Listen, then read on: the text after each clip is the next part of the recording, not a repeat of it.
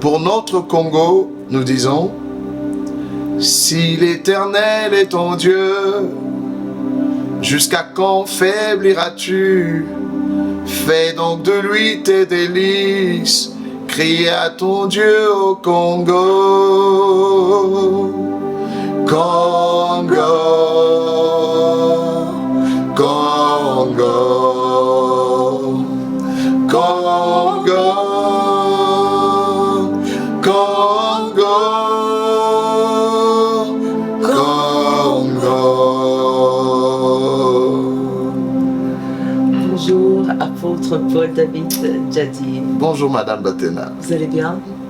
La grâce de Dieu nous prend en charge. Alors, ce qui nous réunit aujourd'hui, donc, c'est ce maxi single Congo que j'ai eu l'opportunité d'utiliser comme support dans un de mes projets. Et donc, je vous remercie déjà pour cela. Je vous en prie. Nous avons donné l'autorisation d'utiliser donc ce merveilleux instrumental. Alors, avant de commencer de discuter de ce qui nous occupe et ce qui nous réunit, je voudrais savoir qui est l'apôtre Paul David. Avec simplicité, je suis témoin de Jésus de Nazareth, le Seigneur le Christ, prédicateur de l'Évangile, psalmiste et chantre de l'Éternel. Et chantre de l'Éternel. Alors, 34 ans de ministère. Oui. En tant que chantre, psalmiste, comme vous l'avez dit, pasteur, apôtre, qui parcourt, qui sillonne les nations. Ma question, c'est de savoir comment est-ce que un homme de Dieu, donc tel que vous l'avez défini vous-même, aboutit à un chant patriotique. Alors là, j'introduirais peut-être un concept nouveau. Oui. Je parle de patriotisme messianique. Alors, on veut savoir qu'est-ce que cela veut dire. Bien, le mot patriotisme, je crois qu'on voit tous ce que c'est l'amour de sa patrie. Lorsque quelqu'un milite pour le bien-être de sa patrie. Voilà. Et en parlant de messianique, c'est parce que dans les Saintes Écritures, Dieu a dit à Abraham, notamment dans Genèse chapitre 22, ce serait bien d'avoir quelques supports, Dieu dira à Abraham dans Genèse 22, je vais lire ça pour nous, Genèse 22, 15 à 18, il dit, il est écrit, l'ange de l'Éternel appela une seconde fois Abraham des cieux et dit, le jour par moi-même, parole de l'Éternel, parce que tu as fait cela et que tu n'as pas refusé ton fils, ton unique, je te bénirai et je multiplierai ta postérité comme les étoiles du ciel, comme le sable qui est sur le bord de la mer, et ta postérité possédera la porte de tous ses ennemis.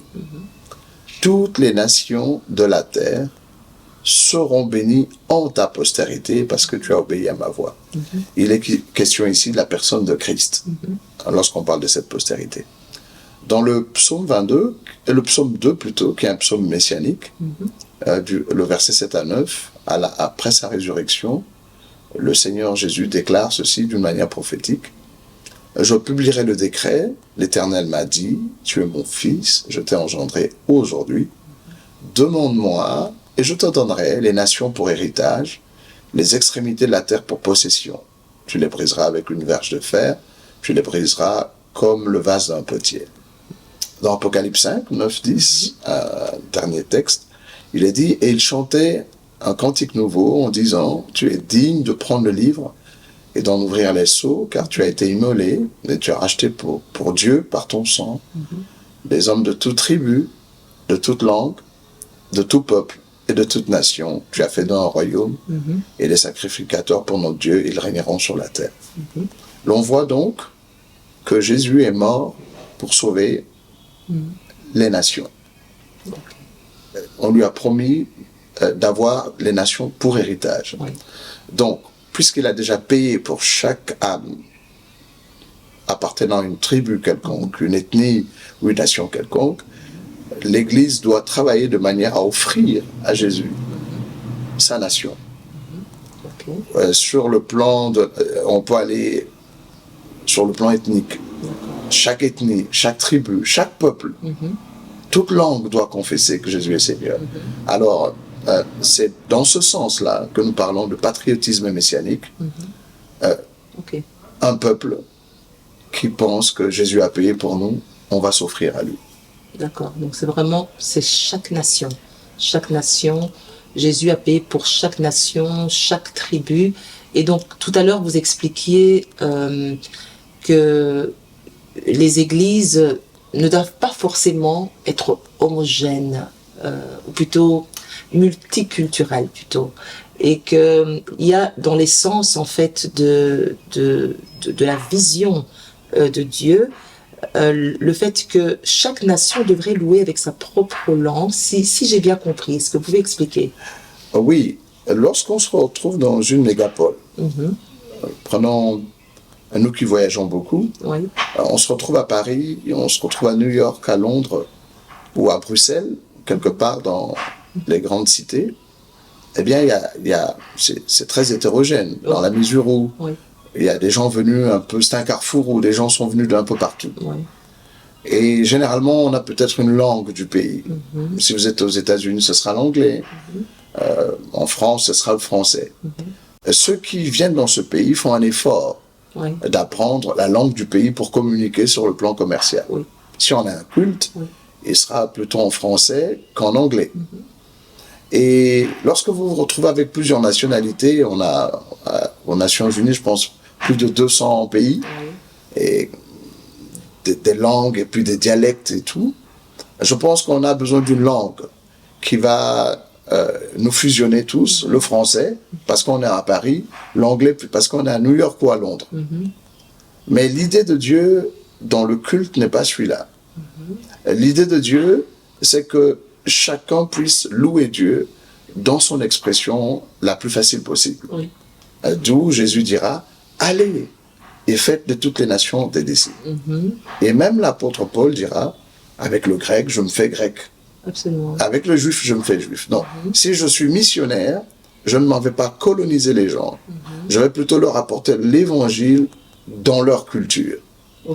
D'où un missionnaire ne peut pas être un missionnaire à vie. Après avoir apporté l'évangile, il doit se retirer et laisser le peuple du pays louer Dieu dans ses dialectes, ses langues maternelles. D'accord. Voilà. C'est l'idée de Dieu. Ok. C'est une idée divine. Une idée divine. Alors, expliquez-nous un peu l'origine de ce chant. Comment est-ce que ça vient? L'idée, comment est-ce qu'elle surgit? Au Congo, comme c'est l'intitulé, au fait, c'est l'hymne national de la RDC, Congo, pour qu'on n'ait pas d'amalgame avec la République du Congo. Tout ne commence pas par le chant, tout commence par une retraite simple. Je vais en prière pour 40 jours, c'est du 1er janvier 2006. Je devais faire 40 jours jusqu'à quelques jours de février. Et là, j'étais en jeûne et prière intense, sans boire ni manger. Au 3e ou 4e, peut-être 5e jour de mon jeûne, j'ai une vision. Je fais un songe intense, et où je vois un régime de noix de palme, où on a passé 2 coups de machette pour en retirer des morceaux. Vous voyez, quand on veut faire de l'huile de palme, on va arracher des morceaux. Et puis le 3e coup, on a laissé la machette sur le morceau qui restait. Et je vois dans le songe le bout qui restait en train de tanguer avec la machette. Je sursaute et je dis à Dieu, qu'est-ce que c'est? J'étais en pleine prière. Et j'entends clairement la voix du Seigneur qui me dit, c'est le Congo. J'ai dit, mais qu'est-ce que le Congo a à voir avec ce régime de noix de palme? Et je m'entends dire, j'entends qu'on me dit, le Congo est prêt à être nourri, nettoyé et lavé de ses plaies. Je demanderais, mais quel rapport y a-t-il entre ce régime de noix de palme et le Congo? Une 3e phrase viendra me dire, l'huile de palme en Afrique centrale est l'équivalent de l'huile d'olive dans le Moyen-Orient. Parce que le palmier est très culturel chez nous. On en fait beaucoup de choses, pendant les fêtes, pendant les deuils, on en fait des balais même pour nettoyer la cour. Et avec l'huile de palme, c'est beaucoup de richesse, comme on le sait. Et là, c'est assez privé un peu, mais je le dis quand même, j'entendrais comme si on me disait, il fallait couper les liens spirituels qu'il y avait entre la Belgique où j'étais et le Congo. Et c'est dans ce sens-là que 3 ans plus tard, une fois je revenais d'une course que j'avais faite avec madame, la gloire de Dieu m'a saisi, c'était un samedi après-midi. Dimanche matin, comme je suis prédicateur, je m'attendais à ce que cette gloire allait m'aider à prêcher le lendemain. En me réveillant, en allant vers la salle de bain, je m'entends fredonner un air. J'y avais même pas pensé, c'était pas dans mes émotions, j'étais pas vraiment patriote, et je m'entends dire, si l'Éternel est ton Dieu, jusqu'à quand faibliras-tu? Crie à ton Dieu au Congo. Un chant de nulle part. Je reviendrai sur mes pas, j'irai à mon piano. Je commencerai à faire du repérage pour l'air que je venais de sortir. Et c'est comme ça que ce projet Congo viendra. Jusqu'à beaucoup de travail, beaucoup d'heures de travail, de musique, de composition. Et nous allons chanter Congo dans le cadre d'un patriotisme messianique. D'accord. Eh bien, c'est vraiment c'est très intéressant de connaître l'origine de cette histoire, de ce merveilleux cantique. Alors, bien entendu, j'imagine qu'il y a un objectif et un but qui est plus loin que le fait d'avoir transcrit, on va dire, enregistré ce CD. Il y a quelque chose de plus loin.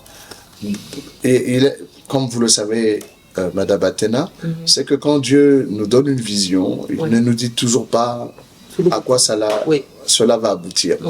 J'avais même honte. J'avais honte en tant qu'un pasteur international. J'ai eu des années dans certains pays. J'ai vécu au Kenya, j'ai vécu en Ouganda. J'ai eu 3 ans de mission en Côte d'Ivoire. Et je me prenais pour un citoyen du monde, un membre du corps du Christ. Je ne pouvais pas jamais penser qu'il y avait un patriotisme messianique dans les Écritures. Et j'avais un peu de gêne et j'ai demandé à Dieu, mais le pourquoi de ce chant. Nous sommes en 2009 et le Seigneur, dans son amour, me dira, c'est pour les 50 ans du Congo. À cette époque-là. Ça va m'encourager. Et j'aimerais prendre un texte dans le livre des Actes qui montre que Dieu nous aime aussi patriotiques.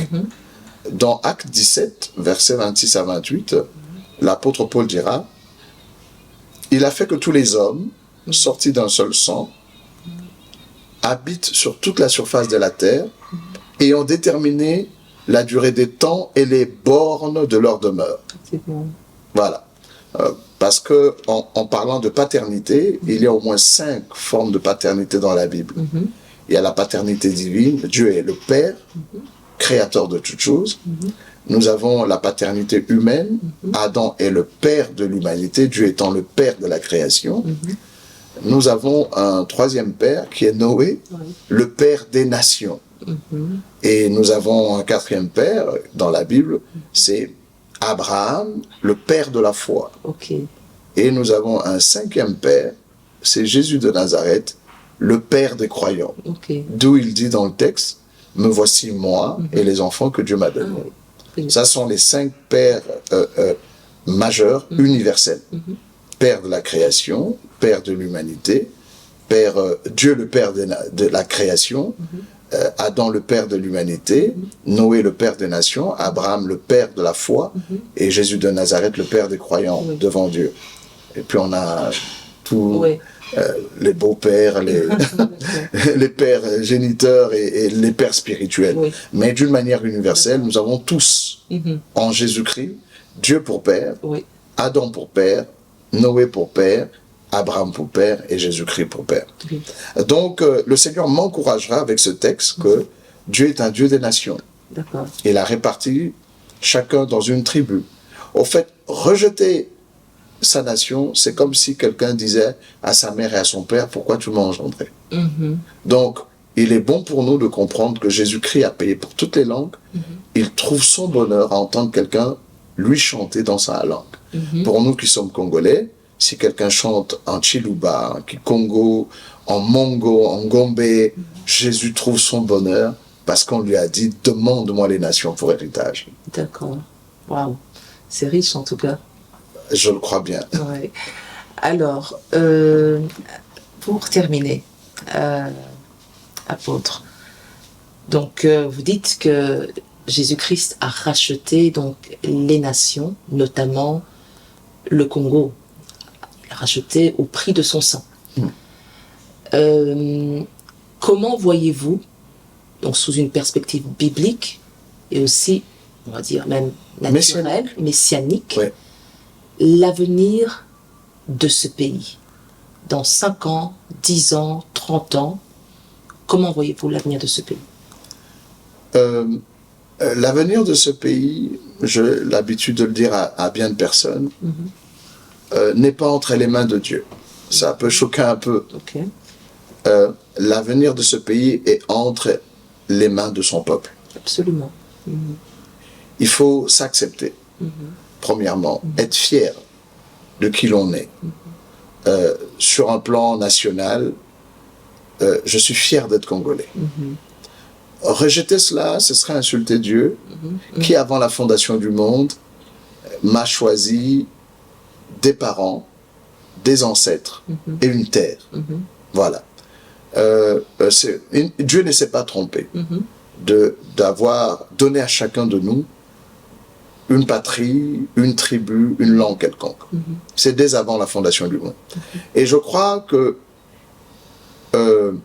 la terre doit être cultivée par son peuple. Après avoir créé Adam et Ève, la Bible dit, Dieu leur donna le jardin d'Éden à cultiver et à garder. Et nous qui sommes croyants, notamment, même si on ne l'était pas, même si on n'était pas chrétien, nous avons des exemples dans le monde. L'Arabie Saoudite, ce n'est pas un pays chrétien, mais ils croient en Dieu et voilà ce qu'ils ont fait avec leur pays. Puis encore, les Chinois, ils ne sont pas chrétiens, presque pas religieux, ils sont philosophiques, peut-être avec le bouddhisme. Mais regardez ce qu'ils font avec leur pays. Je pense que l'avenir de ce pays est entre nos mains et ce pays sera ce que nous aurons décidé. Et si nous avons des gens comme vous et moi qui portons le pays à cœur, l'avenir de ce pays, je le vois radieux. L'avenir radieux.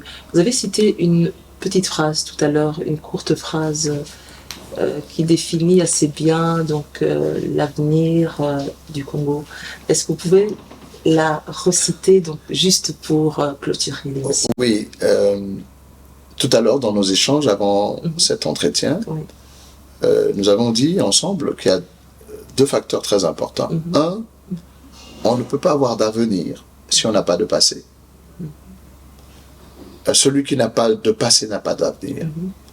Malheureusement, nous qui avons plus ou moins été cultivés à l'international, instruits en entendant plutôt les histoires de Napoléon que de nos ancêtres, nous avons tendance à croire que nous n'avons pas de racines. Absolument.